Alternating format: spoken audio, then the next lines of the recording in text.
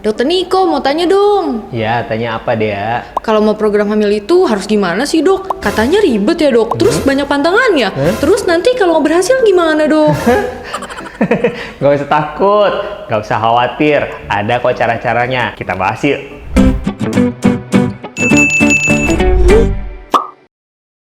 Hai Smart Moms Indonesia, welcome back to Dr. Niko Channel. Nah, siapa nih yang lagi promil atau yang mau promil? Promil itu ribet nggak sih? Kita bahas yuk. Sebenarnya promil itu nggak ribet kok. Ada tahapan-tahapan yang memang harus dilalui. Nah, pertama-tama tahapan yang harus dilalui adalah analisa sperma. Jadi, kalau biasanya ladies first, sekarang men's first ya. Kenapa harus dimulai dari analisa sperma? Pertanyaannya begitu kan? Karena melalui analisa sperma kita bisa menentukan metode promil sementara yang bisa dilakukan. Lagi pula, pemeriksaan analisa sperma jauh lebih murah daripada pemeriksaan-pemeriksaan yang harus dilakukan pada Smart Moms. Dan apabila sudah dilakukan analisa sperma dan sudah ditentukan metode promil sementara yang masih memenuhi persyaratan untuk dilakukan, maka bisa juga dilakukan pemeriksaan pada Smart Moms yang lebih terarah. Jadi, misalnya nih, karena promil itu dibagi 3, ada alami, inseminasi, dan bayi tabung. Apabila hasil pemeriksaan dari sperma Smart Batch masih memenuhi persyaratan untuk dilakukan metode promil alami atau inseminasi, maka kita masih membutuhkan saluran telur. Sehingga langkah selanjutnya adalah dilakukan pemeriksaan HSG atau hysterosalpingografi. Kalau ternyata kondisi sperma Smart Batch tidak memenuhi persyaratan untuk alami atau inseminasi dan sudah harus bayi tabung, maka kita tidak memerlukan pemeriksaan saluran telur atau HSG tadi. Mengapa demikian? Karena yang ditransfer ke dalam rahim bukan lagi sperma, melainkan embrio atau bakal janin. Dan semua prosesnya tidak lagi dilakukan di dalam tubuh Smart Moms, melainkan dilakukan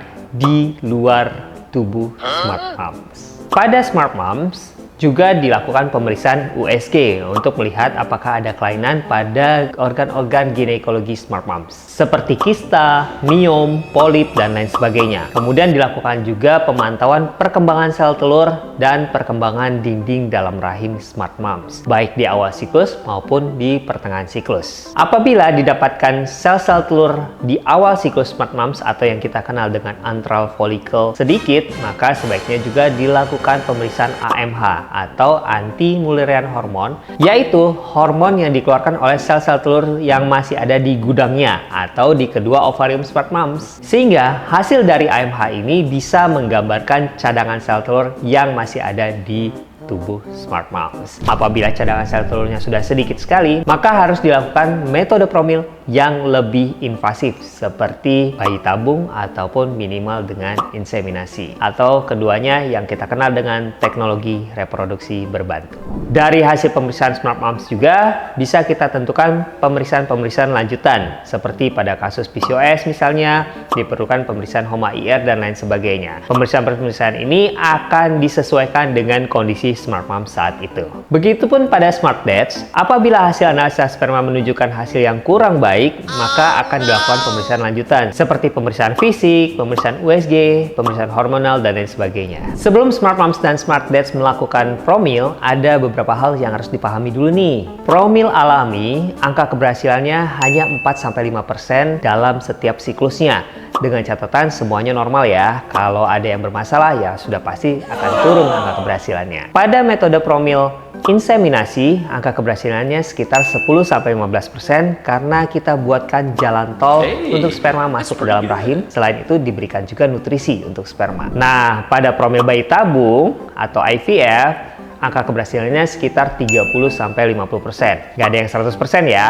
Kenapa tidak 100%? Karena manusia belum menemukan teknologi yang bisa memastikan embrio meskipun kualitas terbaik pasti menempel di rahim. Kalau sudah ketemu, mungkin sudah 100% ya. Atau mungkin 99% ya. Anggap saja 1% human error. Nah, untuk mendukung promil Smart Moms dan Smart Batch, maka Smart Moms dan Smart Batch harus melakukan pola hidup sehat dan makan makanan sehat bergizi seimbang. Hindari lemak jenuh, gula yang tinggi, dan karbohidrat berlebih agar membantu menaikkan kesuburan Smart Moms dan Smart Dad. Pola hidup sehat tentu saja harus istirahat cukup dan olahraga teratur, ringan hingga sedang ya. Tidak perlu olahraga berat karena olahraga berat juga bisa menyebabkan stres fisik yang cukup berat sehingga bisa juga tuh mengganggu kesuburan Smart Moms ataupun Smart Dad. Selain nutrisi dan pola hidup tadi, Smart Moms juga bisa mengkonsumsi multivitamin seperti asam folat minimal 400 mikrogram yang bisa dikonsumsi sejak 3 bulan sebelum merencanakan kehamilan. Fungsinya adalah untuk membantu meningkatkan kesuburan dan